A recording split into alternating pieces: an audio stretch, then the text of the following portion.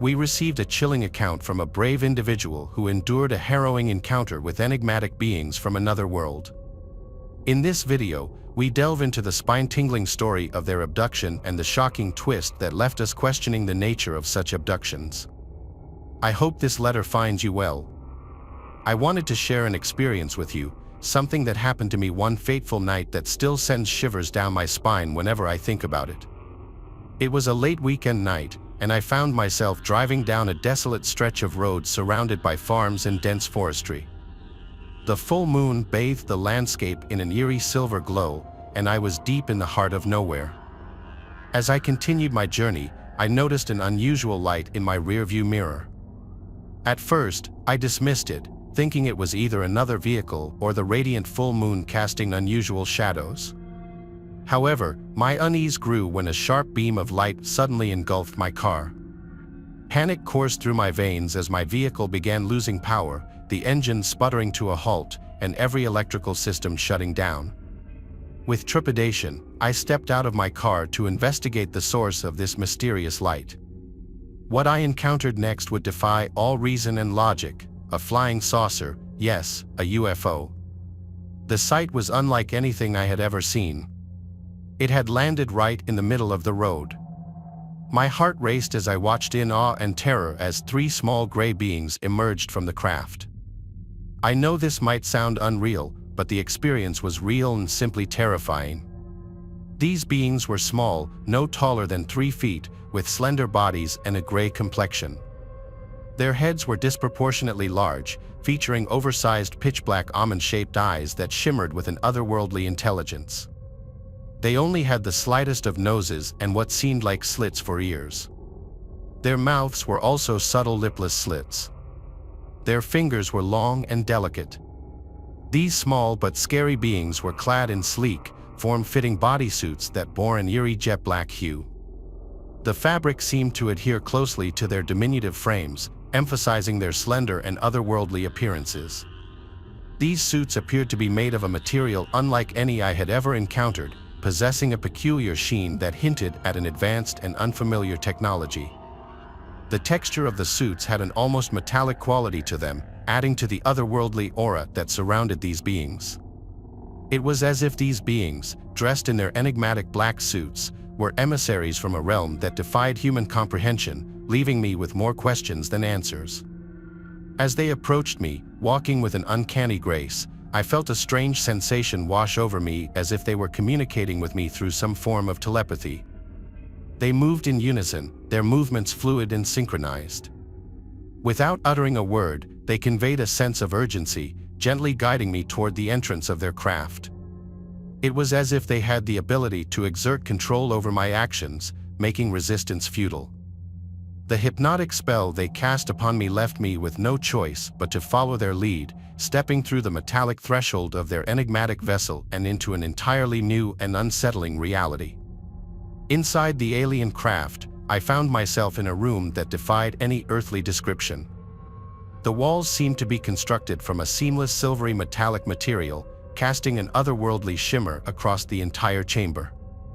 There were no discernible corners or edges, creating an unsettling feeling of disorientation. The room was bathed in a soft bluish light that emitted from concealed sources, casting eerie shadows in every direction. In the center of the room lay a peculiar silvery metal slab, its surface smooth and polished to a mirror-like sheen. The slab had restraints of an unknown design, composed of a material that resembled a translucent gel-like substance. These restraints seemed to respond to the touch of the aliens, conforming perfectly to the contours of my body as they secured me in place.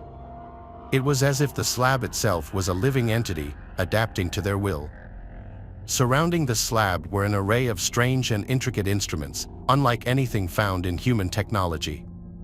Some emitted faint rhythmic hums, while others displayed holographic readouts that I couldn't comprehend. Tubes and wires snaked across the room, connecting to various devices, and it became clear that I was the subject of their experiments. The atmosphere was charged with an otherworldly energy, and my fear was palpable as I lay helpless on the metallic surface, unable to comprehend the full extent of what was about to transpire. The aliens surrounded me. While I was on the slab, one of them pulled down a mechanical arm with a kind of needle extending from it. He brought it towards my eyes. At first, I freaked out, but then my faith kicked in. As I am a spiritual person, I knew I had only one resort of help to turn to. It is because of my faith that I discovered a peculiar phenomenon. Every time I called out to my Creator and began to pray, something incredible happened. It was as if a divine presence filled the room, and I became certain that the Creator Spirit was with me. My prayers seemed to unnerve my captors, and I realized that my faith was a powerful weapon against them. Their fear was palpable, and it was evident that they were afraid of something far greater than themselves. It seemed to terrify them. With each prayer, they backed away, unable to withstand the spiritual force that protected me. As I continued to pray fervently, an astonishing and unexpected sight unfolded before my eyes. One of the little gray aliens, the one closest to me, suddenly exhibited signs of intense fear and distress. Its large, almond-shaped eyes widened even further, and it began to emit high-pitched, distressed sounds that I can only describe as a mixture of chattering and whimpering. In a shocking turn of events, the alien's body language conveyed sheer terror, and to my astonishment, it began to involuntarily urinate, causing its tight suit to become soaked with a pale liquid. The liquid pooled around its feet, creating a strange and unsettling scene within the sterile metallic chamber. It was as if my prayers had triggered a profound and unexpected reaction within the creature, revealing a vulnerability I could never have anticipated. This bizarre and surreal moment served as a reminder that, despite their advanced technology and seemingly superior knowledge, these extraterrestrial beings were not immune to fear. There were forces beyond their understanding that could instill terror even in the most enigmatic of creatures.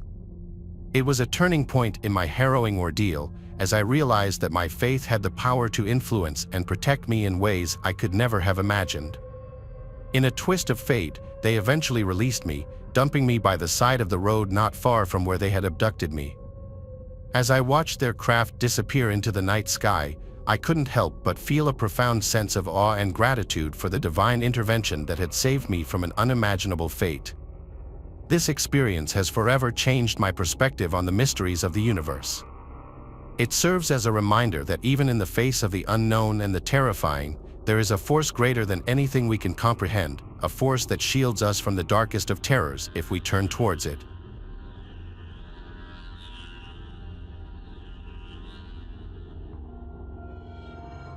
I worked from 9 to 5, then came home, ate, and then worked on the old house to get it ready to sell. One night, after an exceptionally long and rough night of working on the house, I was on my way home when I saw in the sky something that routinely is not there. I stopped to watch the object only to see it not move at all. Now, realize this is around 1 a.m., and it's not a hot air balloon or anything like that, especially since I have never seen one in my area of Ohio. What I was looking at was an oval. It was wider than it was tall. The object, as many people explained, was not giving off light but was illuminated, if that makes any sense. I was so tired I almost wanted to shrug it off, but I just couldn't for some reason. Not only was it way too bizarre, but what I had been wanting for the last 48 years was happening right before me, my first and so far only UFO sighting. To say I felt spooked would be an understatement. I got back into my car and drove the short 1,000 feet or so to get to my driveway and to the safety of my new home. I knew there were details I was not able to see because of the way the craft was illuminated. Then it dawned on me, nobody's gonna believe me. So, at 1:30 a.m. on a school night, I went into the house and scared my daughter and son by waking them up to witness what was in the sky. I hoped to God it would be there still, and sure enough, it was sitting right there where I left it. I am covered in goosebumps just recalling my daughter's reaction. My son was a huge skeptic, but even at the age of 12, when he witnessed it, looking back he knows what it was. I saw fear in his eyes. He stayed out with us for about a minute or two, then went back inside. My daughter and I were almost speechless. It was beautiful in a way, but we both agreed that it gave off a feeling of fear or dread, like we were not supposed to be seeing this. Then it struck me, I should get some binoculars. I happened to know right where they were because I did most of the boxing for our move. I grabbed the binoculars and was stunned at what I saw. The best I could describe it was it looked totally old on the bottom, like it was made from old clad iron ships long ago, pounded out metal, like with rivets and seams. The top looked very modern, I guess you could say. I remember it had something that resembled what I would call headlights on the back window, like some old cars. I also remember the top almost being shaped like a genie's lamp. My daughter looked through the binoculars and had a terribly similar description. Then I saw something that freaked me out even further. It now looked as though the craft was sitting on a long, thin, yellowish pedestal. I could not figure out what I was now seeing. I gave the binoculars to my daughter, by the way, she was 16 at the time, and asked her to explain to me what she saw at this time, what had changed. I could hear the absolute fright and quiver in her voice. I will never forget what she said. "Dad, there's a beam of light coming out from under whatever it is. I'm scared, Dad. I think we should go in." We could not shake that feeling of fright and the feeling that we should have never seen what we did that night. Both of our bedroom windows faced out directly where this craft could be seen. I found out later my daughter stayed up until morning on live video chat with her friends, absolutely terrified. After showering, I laid in bed exhausted but overwhelmed by what we just saw. It was at this point that I noticed the craft was moving, but at such a slow rate it was undetectable until I was able to compare it to something stationary, which was my vertical windowsill. I will never forget that dull, eerie, pale yellow light this craft illuminated. I forgot to mention that if you held out your arm, the craft was just slightly larger than the width of your thumb, if that makes any sense. I was told later that that is quite large. Eventually, the craft traveled out of sight, and I crashed from exhaustion.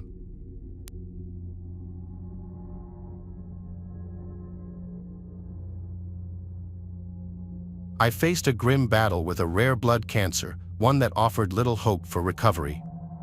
With the harsh reality of my condition looming over me, I made the tough call to forego treatment, accepting the uncertain road ahead with a heavy heart. In the weeks leading up to Christmas of the year in question, our secluded farm on New Zealand's South Island bore witness to a peculiar phenomenon. Strange lights danced across the evening skies, their erratic movements defying explanation. At first, we mistook them for PLS, but their sudden shifts and unpredictable patterns hinted at something more enigmatic. Our farm, nestled in solitude and isolation, seemed a world unto itself, far removed from the chaos of urban life. The sightings of these mysterious lights became our own private intrigue. We refrained from discussing it with anyone. One night, a week before Christmas, as we sat down for dinner, I noticed through the window a light descending on the paddock next to the house. When it touched the ground, I could see it was a disc-shaped craft. Instinct kicked in, and I reached for my trusted hunting rifle, hands quivering with a blend of fear and determination. But before I could even grasp it, they emerged, creatures straight out of a nightmare, their insect-like forms contorting in the dim light of our home. There they were, right inside our lounge. No idea how they so suddenly entered. It's like they just materialized. Their presence suffocated the air. It felt like the gaze of these four beings pierced one's very person. We were in a state of hyper-shock. Mary stood behind me, arms protectively enveloping our daughter. Mary recalls our innocent Leah seemed wondrously amused by the creatures, while Mary and I were in a state of pure anxiety and dread. We stood frozen, trapped by an invisible grip, unable to break free from the fear that held us in place. Despite my efforts, my limbs refused to obey, rendering my weapon useless against the encroaching darkness. I don't think any words can describe what was going through my mind at that time. While you are reading or listening to this, imagine for a while being in such a bizarre and threatening situation. While doubting my eyesight at that moment, in fact, doubting my very sanity, I simultaneously am confronted with protecting my wife and child against creatures that can simply materialize or dematerialize as they please. All of this while they control my body, rendering me absolutely incapable of my duty as protector of my young family. The entire thing is simply too ghastly to describe. That experience left a lasting mark on me. As swiftly as they had appeared, they vanished, leaving us trembling in the wake of their inexplicable visitation. This eerie experience was a chilling reminder of our vulnerability in the vast expanse of the unknown. As Christmas Eve enveloped us, the air buzzed with the anticipation of the cherished family gathering in festive mart. The following day, our joint families were driving all the way to spend Christmas Day at our place, stay over the night, and drive back on Boxing Day. Despite the shadow cast by my illness, we had painstakingly prepared for the occasion, fueled by the promise of love and laughter that awaited us.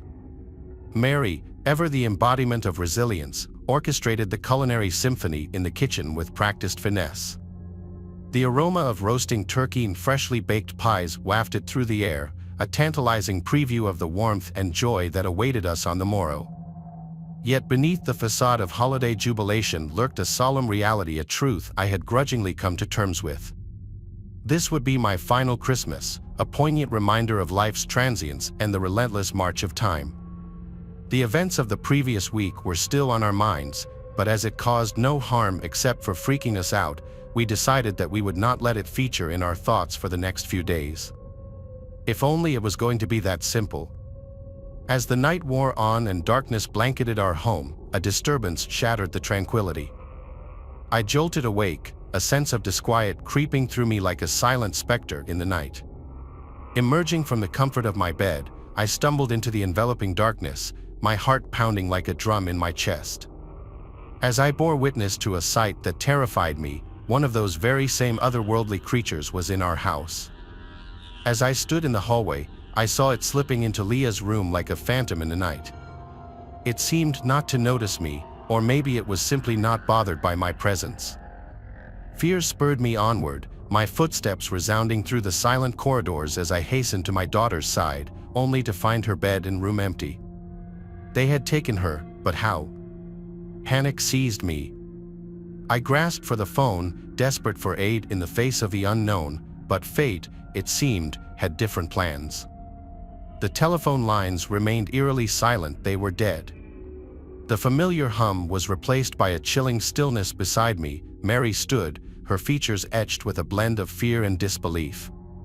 We found ourselves adrift in a sea of uncertainty, our world unraveling with each passing moment. Suddenly, there was a flash of light. I thought it was the craft outside taking off, whisking our daughter away, only the Lord knows where to. And then, as if beckoned by some unseen force, a wave of dizziness swept over us. The next moment, I felt sick. I remember Mary saying her head was spinning. Strangely, we both fell unconscious right there by the phone, both of us at the same time. If it was not so strange, I would have said our collapse was brought on by sheer shock, but I firmly believe it was something else. Look, both Mary and I, even amidst my illness, were pretty level-headed people. We were not the type to simply faint. The morning broke with the events of the night before veiled in a haze of uncertainty. As awareness slowly returned, I found solace beneath the covers. Mary's reassuring presence by my side offered comfort in the midst of turmoil. The covers in bed. How did we get to bed? My last memory was of us losing consciousness in the hall by the phone. But then a worse memory, Leah. They've taken Leah. Then something unexpected and beautiful happened.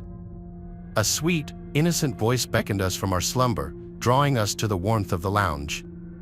There, bathed in the soft morning light, sat Leah. Her laughter was a melody that chased away the dread and fear. Relief washed over us like a tidal wave, cleansing our hearts of doubt and anxiety. She was safe, untouched by the darkness that had threatened to consume us. We held her close, her embrace the ultimate gift I would receive on that Christmas day. As we basked in the joy of her presence, a sense of peace settled over our home, a peace forged by the unbreakable bond of family. We never discussed the events of the previous night or days with our family. Despite the horrific events leading up to our Christmas, the day itself turned out to be a beautiful experience of love and joy. As it was going to be my last, I only wanted to focus on making that Christmas the best memory for Mary, Leah, and our folks. We kept it that way throughout the festive season. New Year's came and was another joyous event with friends and family. Yet after that, life had to return to its normal routine, and with that returned the doubt and fear. Beneath the surface, a lingering doubt nagged at us, a question unanswered. What had truly transpired on that fateful night, and why did Leah's memories remain veiled in mystery, her innocence untainted by the chaos that had engulfed us? We sought answers as the new year broke. Without revealing too much, as we did not want them to think we were crazy, we had Leah checked out by a pediatrician and a psychologist. Both found her to be in excellent health and showed zero signs of trauma of any kind. So the truth remained elusive. Leah, a beacon of hope, stood unwavering in her innocence, her laughter a reminder of the resilience of youth in the face of uncertainty. However, her apparent lack of any trauma amidst what happened to her puzzled us. Yet, we were grateful our daughter was unscathed by whatever happened to her. Then February came, and it was time for my visit to the oncologist. Even though I knew what the path forward looked like, these visits were required to manage my condition as best as the clinicians could. I steeled myself for the tests and examinations. Blood was taken, and we had to be back for a follow-up the next day. I prepared for the inevitable affirmation that the cancer was staying its course. My only dread was that it might be speeding up, which would mean even less time with my family. When the specialist finally entered with an expression of confusion, I knew he had further bad news for us. Then our world changed. His words, when they came, shattered the darkness like a beam of light. Your cancer is gone. I will never forget his words. I remember him saying something like, "You are extraordinarily lucky. This type of cancer simply does not disappear by itself. Besides, severe cases like yours have never been successfully treated. Yet, here you are, clean, without any treatment." More tests were done, but they all confirmed the same. It was a miracle, pure and simple, a reprieve from the brink of death that defied all reason. Jubilation surged through me as we made our way home, hope and gratitude intertwining in a dance of newfound life. Yet with all that I had to celebrate, something was unresolved. At the edges of my consciousness, something was awakening, an unwelcome guest in the midst of celebration. And then, like a storm on the horizon, the nightmares descended, a relentless onslaught of visions and memories, each more nightmarish than the last. Strange lights and alien faces haunted my dreams, their presence a specter that loomed over me in the dead of night. With each passing day, the memories grew more vivid, more visceral, until the terror etched into my being. I relived the ordeal in agonizing detail, the chill of extraterrestrial surgical instruments, the pain of probing, incisions, grotesque needles, and more, all inflicted by beings that seemed devoid of empathy or remorse. Amidst the darkness, a paradox emerged. It was bittersweet, for within their cruelty, the insectoid creatures bestowed upon me a gift beyond measure, a second chance at life, burned through pain, sheer dread, and horror. The ordeal is too harrowing to recount in further detail. I cannot fathom why the creatures subjected me to such torment. Lily, now married with 3 beautiful children, remains as joyful and vibrant as ever. Untouched by the events that transpired all those years ago, despite undergoing regression hypnosis at our urging, she recalls nothing of significance. Curiously, it appears she was never abducted. Sarah and I seem to have manufactured memories of searching for her at home. Sarah never developed any nightmares or memories even remotely like mine. After all our anxieties about the apparent abduction of Lily, it seems that I was the only one who got taken. The motives behind the creatures' actions remain shrouded in mystery. Nevertheless, their intervention led to my survival. Faced with the choice between enduring these haunting memories and succumbing to cancer, is there truly a choice? Thousands of beautiful memories created by a long and fulfilling family life have made the horror of the abduction 100% worth it.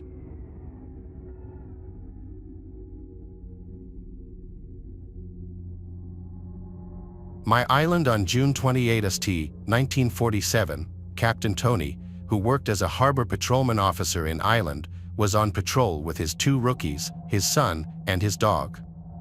However, this was no ordinary day at sea. When Tony gazed up into the sky from his patrol boat, he saw 6 aircraft floating around 1,500 feet above his watercraft. The objects were reported by Tony and his crew to be made of a reflective material and were shaped like flat donuts, about 100 feet in diameter. The center holes located on each craft were noted to be about 25 feet in diameter, and more circular objects were located along the sides of the aircraft, which Tony and his crew determined to be observation windows. Soon, Tony and his fellow crewmen noticed that 5 of the UFOs circled over the 6th, and the 6th itself was lowering towards the patrol boat. This caused immense panic among the crew because they all thought that the aircraft was going to collide with their patrol boat. Not wanting to be sent to a watery grave, the crew hightailed it toward the shore. Upon reaching the shore, Tony retrieved his binoculars to spot the bizarre aircraft from the shore. He also grabbed his camera to take photos as evidence of the strange aircraft. While taking the pictures, the lower craft stayed in a still position while the 5 others circled around it for about 5 minutes. Then, the lower aircraft suddenly dropped down but stopped abruptly at about 500 feet above the water. One of the 5 ships circling around the lower ship came down to meet it. The 2 crafts stayed in this position for several minutes until Tony thought he heard a thump. Instantaneously, more thumps followed, and Tony, using his binoculars, saw that the middle aircraft was dropping what Tony suspected to be newspapers from the inside of its center hole as it swiftly approached his watercraft. When the aircraft got close enough, it was discovered that the objects weren't newspapers but instead white, lightweight metals and black, lava-like rocks. Tony even stated that when the lava-like rocks landed in the sea, it caused the water to steam. With these dangerous pieces of debris falling ever closer to their boat, the crew sought cover below deck. However, not before one of the materials struck Tony's dog, killing it in the process, and another one wounded his son in the arm. Tony even tried to radio for assistance, but the transmitter wasn't functioning. Even though his radio was out of action and no help was on the way, most of the debris splashed into the water.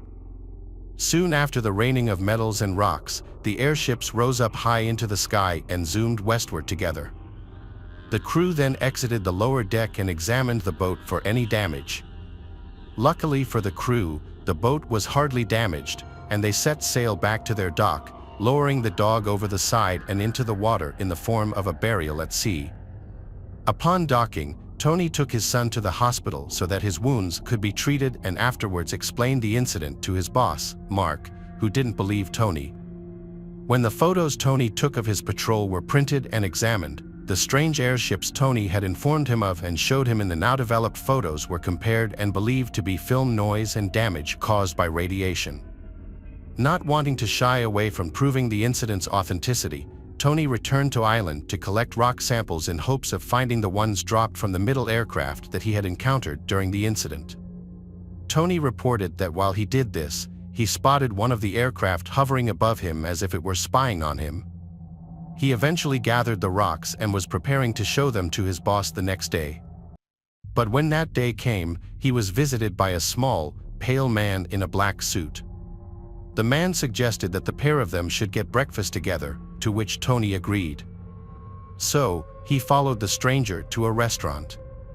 While they ate breakfast together, the strange man asked no questions but instead gave a descriptive account about what Tony had witnessed the previous day and eventually warned Tony that bad things would happen not only to him but to his entire family. Men then acknowledged that Tony had been telling the truth. So, the pair of them sent a package to publisher Ray Palmer in Chicago, who later founded Fate magazine. The contents inside the package were the metal fragments and statements about the strange incidents and findings on the 21st and 22nd of June, a noteworthy incident that we continue to discuss and debate amongst ourselves to this day. Yet not even a month later would another incident occur that is possibly the most well-known and talked about alien encounter in history, Roswell. On July 8, 1947, in the small town of Roswell, New Mexico, there were reports of a flying disc that crashed into the desert not far from the Walker Air Base. This made front headlines around the world. The reports noted that bodies of aliens had been retrieved from the crash site and were hauled to the infamous Area 51 air base in the Nevada desert, where autopsies were performed and carried out. Shortly afterwards, a press release by high military authorities stated that rumors of a flying saucer had become something of a reality and that an intelligence officer at the Roswell Army Airfield was fortunate enough to gain and hold possession of one of the saucers.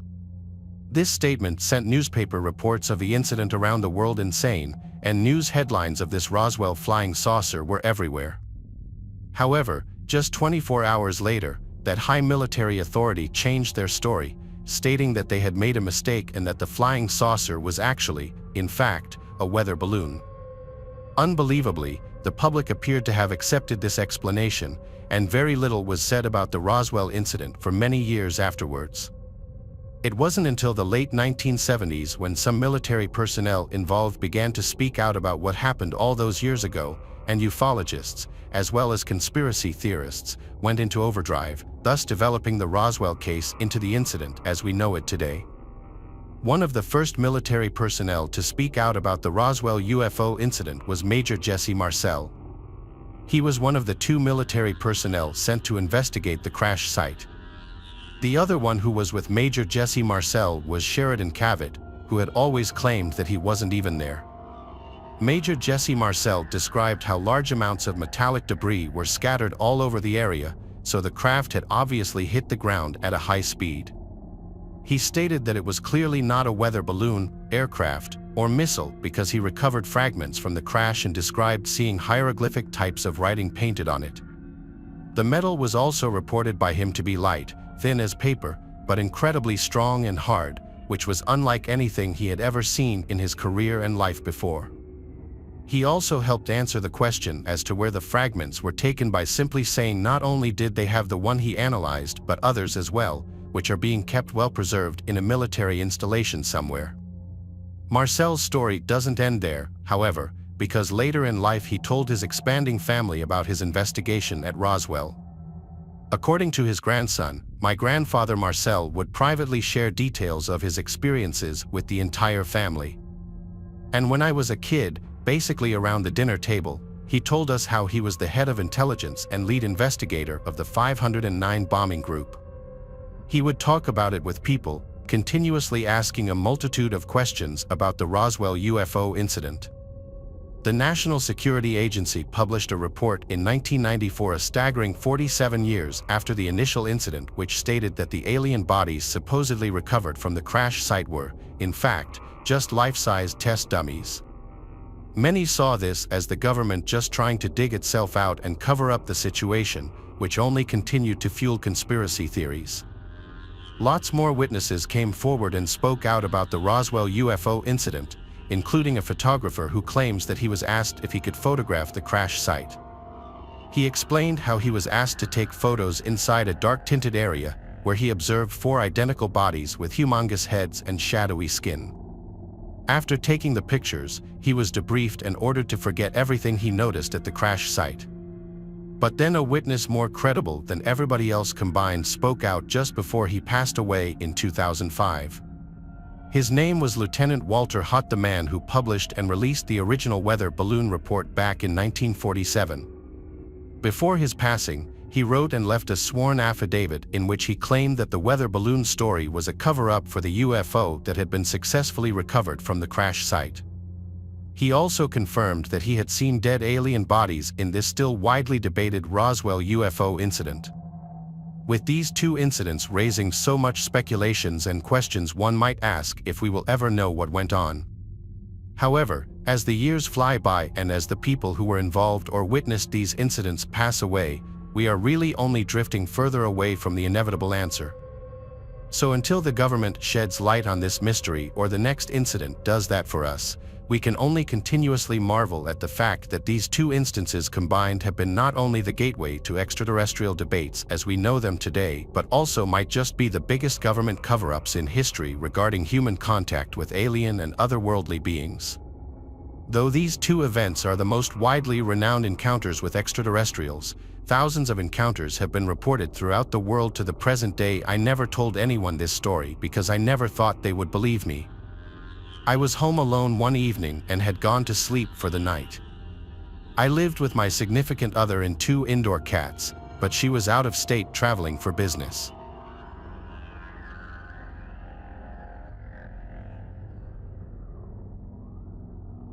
It was late afternoon, and I was probably around 10 years of age at the time.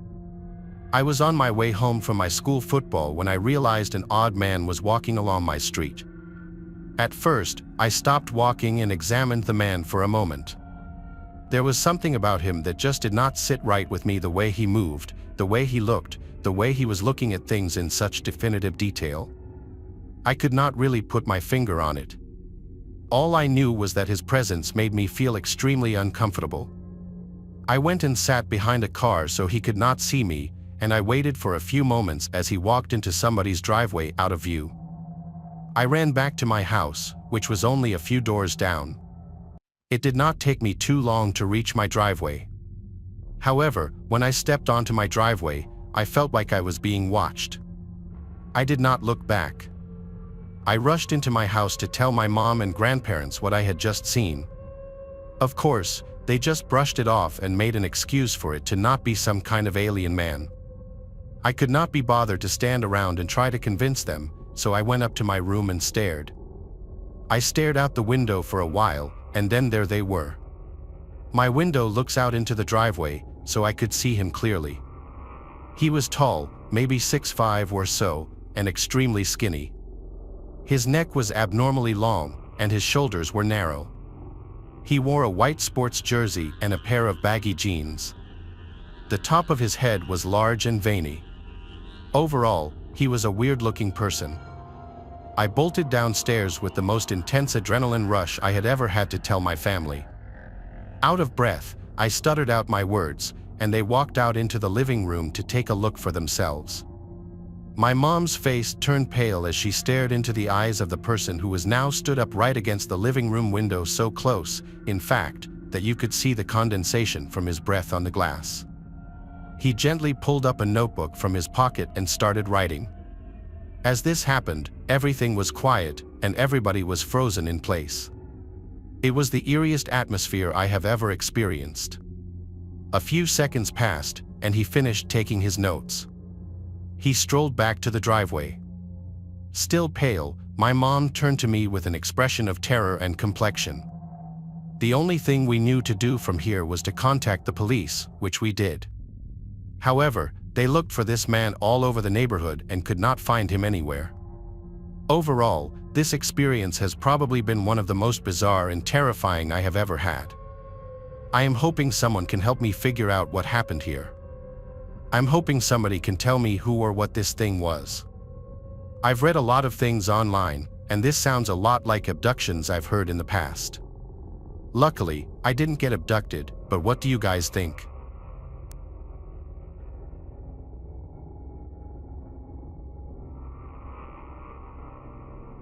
Thanks for watching the video.